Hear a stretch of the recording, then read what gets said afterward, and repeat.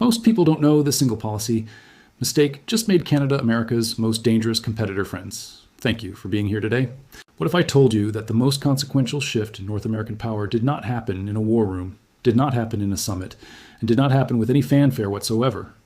What if the moment that permanently altered the balance between the world's most powerful economy and its quiet northern neighbor happened in a single afternoon in February 2025, when an administration in Washington decided to treat its most reliable partner not as an ally, but as an adversary? And what if the country on the receiving end of that decision, rather than retreating, rather than negotiating from weakness, rather than accepting the subordinate role it had occupied for 80 years, simply decided it was done? Not done in anger, not done with threats, done with the cold, patient clarity of a nation that had finally been given the political justification to do what geography and resources had always made possible, quietly, structurally, permanently. Today, we are going to examine what actually happened when the United States imposed sweeping tariffs on Canadian goods in early 2025. Not the headlines, not the political theater, the mechanics, the supply chains, the decisions made in boardrooms and cabinet rooms that will define North American economic geography for the next generation. Because the story most people are following, a story about tariffs and trade disputes and negotiating leverage, is not the real story at all. The real story is about what happens when a great power mistakes a partner for a subordinate. What happens when an empire, confident in its own centrality, pushes a relationship past the point of repair without ever realizing it crossed that line? What happens when the country being pushed has more options than the empire ever bothered to count? Before diving deeper, if you are finding value in this analysis of how North American power has shifted, please hit that like button and subscribe to the channel. It helps continue producing the kind of detailed geopolitical analysis that mainstream coverage rarely provides. To understand the magnitude of what unfolded in 2025, it is necessary to first understand the architecture of the relationship that existed before. For 80 years, the economic relationship between the United States and Canada operated on an assumption so fundamental that most analysts never bothered to examine it. Canada supplied. America consumed. Canada extracted resources and shipped them south. America processed those resources, manufactured finished goods, and sold them back at premium prices. Canada provided the raw inputs. America captured the value. This arrangement was structural. It was geographic. And for most of the 20th century, it was also rational from a Canadian perspective because the alternative was isolation. The economic gravity of sharing a continent with a nation of 330 million was not something Canada could simply choose to escape. But dependency, when recognized clearly, also reveals something else. It reveals exactly what the dependent party controls that the dominant party needs. What Canada controlled was geography, resources, and a position in global supply chains that American industrial infrastructure had been quietly built around for decades. The oil refineries of the American Midwest were not designed to process light domestic shale crude. They were engineered for heavy Canadian crude. Replacing that input is not a matter of policy preference. It is billions of dollars in retooling costs and years of industrial conversion. Canada supplied 4.3 million barrels of oil per day to the United States. That number is not an export statistic. That number is a structural dependency embedded in American industrial architecture. The same logic applied across sectors. Canadian aluminum and steel fed American manufacturing. Canadian lumber supplied American construction at volumes domestic production could not match. Canadian potash, nearly half of global supply, flowed south continuously to support American farming. These were not commodities America purchased because Canada offered competitive prices. These were inputs American industry had organized itself around. Assuming stable supply, assuming the relationship was too important to weaponize, that assumption, it turned out, was only half correct. On February 14th, 2025, the Trump administration announced tariffs on Canadian goods, 25% on lumber, steel, and agricultural products, 15% on energy. And then the decision that crossed every meaningful threshold, a classification of Canadian aluminum and steel as threats to American national security under Section 232 of the Trade Expansion Act. The security classification was the critical error, not because it was economically irrational, though it was. The classification was the critical error because of what it communicated. It communicated that Washington had decided Canada could not be trusted, that the quiet neighbor to the north was, in the official judgment of the American government, a national security threat. Washington calculated that Canada would respond the way it always had: send delegations, offer concessions, negotiate exemptions, accept the subordinate role, and move on because moving on was the only realistic option. This calculation was based on 80 years of precedent. It was wrong. The Canadian public did not wait for government leadership. The response in early 2025 was not organized from Ottawa. It was decentralized, spontaneous, and driven by wounded national identity.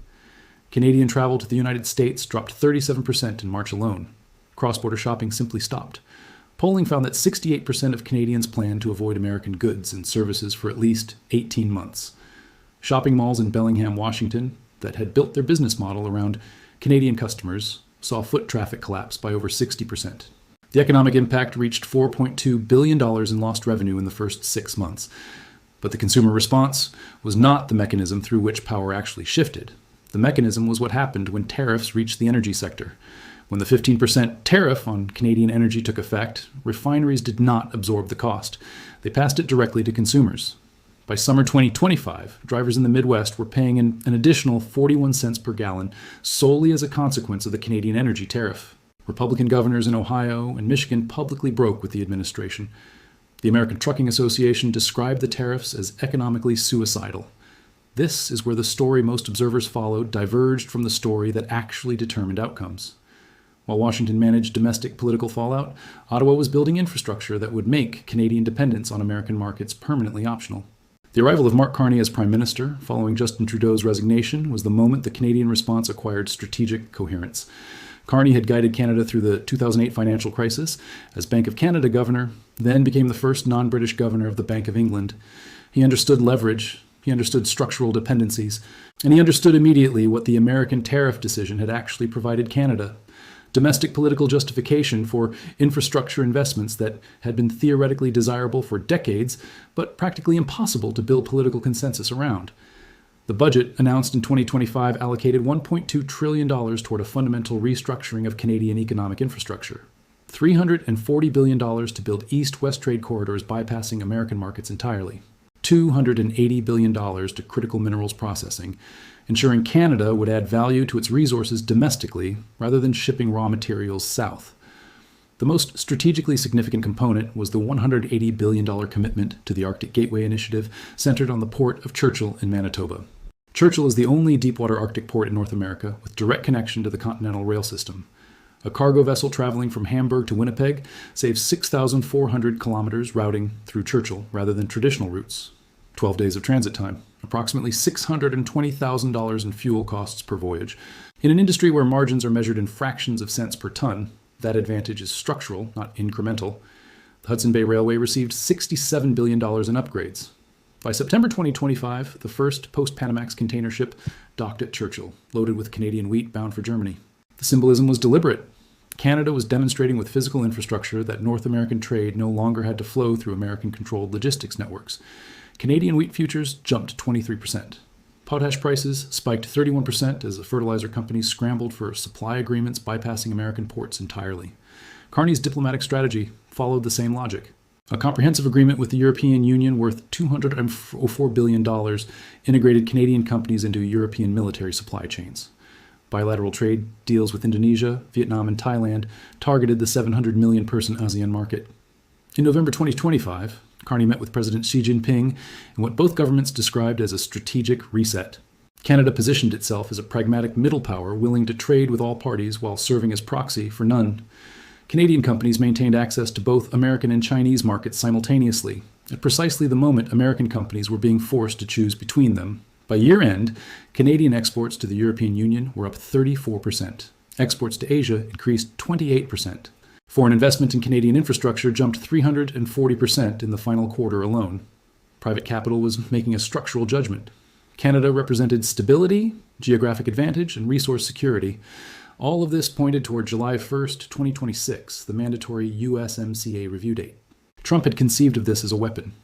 18 months of pressure would leave Canada desperate, willing to accept terms that formalized the colonial economic relationship Canada had been quietly dismantling. The December 2025 trade representative hearings were supposed to provide political cover for that approach. Instead, they produced a corporate revolt. Over 3 days, 147 American business leaders testified in opposition. Ford attributed $1.4 billion in losses to supply chain disruptions. General Motors closed 2 Michigan plants, citing the cost of Canadian components. Lawrence Summers drew the parallel to Smoot-Hawley in 1930. A great power imposes tariffs expecting submission and receives instead permanent diversification. The Canadian company that spent 2 years certifying products for German automotive supply chains does not abandon those relationships because Washington eventually changes its mind. The mathematics were not favorable for American negotiators. The United States imports $429 billion in goods from Canada and Mexico annually. American manufacturers had designed production around North American supply chains that could not be rewired quickly or cheaply. Canada, by contrast, had spent 18 months making investments in the opposite direction. None of it would reverse when American political winds shifted. The Mahoning Valley experienced what local economists called a second deindustrialization event. 3 automotive parts manufacturers closed, directly citing the Canadian steel tariff. 4,700 jobs in communities that had not recovered from the first wave. Some of those facilities were being courted by Canadian investors, interested in relocating production north of the border. The jobs were not disappearing, they were moving. Meanwhile, Saskatchewan farmers recorded net income increases of 34% in 2025. Western Canadian Select traded within $3 per barrel of Brent crude by late 2025, compared to a historical discount of $18. The price taking was over. Alberta Premier Danielle Smith captured it plainly. For too long, we were price takers with one customer. Today, we are price makers with options. The structural transformation of 2025 was not the result of Canadian aggression or a master plan waiting for opportunity. It was the result of an American decision to treat a partner as a subordinate at the precise moment when that partner had enough alternatives to refuse the designation. The tariffs did not create Canadian geographic advantages or resource endowments. What they created was the political will to finally use what Canada had always possessed. The United States entering the USMCA review will be negotiating with a country that has fundamentally changed its economic posture. What has changed is the assumption of necessity. Canada no longer needs the American relationship on the terms that have governed it for 80 years. The infrastructure being built around Churchill will not be dismantled because Washington offers concessions. The agreements signed with European and Asian partners will not expire because American tariffs are reduced. The alternatives Canada has built are permanent, and permanent alternatives mean permanent options. That is the real consequence of this single policy mistake. Not a trade dispute, not a temporary disruption. A permanent structural change in the relative position of 2 countries that share a continent, driven by the decision of one to mistake a partner for a subordinate at the one moment in history when the partner finally had enough options to disagree. History will record the tariff announcement and the political justifications. What it will record more clearly, because the evidence will be visible in infrastructure and trade flows for generations, is what Canada decided to do in response. Not to fight, not to threaten, to build, quietly, patiently, with the strategic clarity of a nation that had finally been given permission to become what its geography and resources had always made possible. The quiet neighbor has options now. That is not a temporary condition, and that changes everything. Thank you for joining me today. If you found this analysis valuable, please like this video and subscribe to the channel for continued coverage of the geopolitical and economic developments defining the coming decades. Have you noticed changes in trade patterns, infrastructure investment, or economic activity in your region that reflect these broader shifts? Share your observations in the comments below.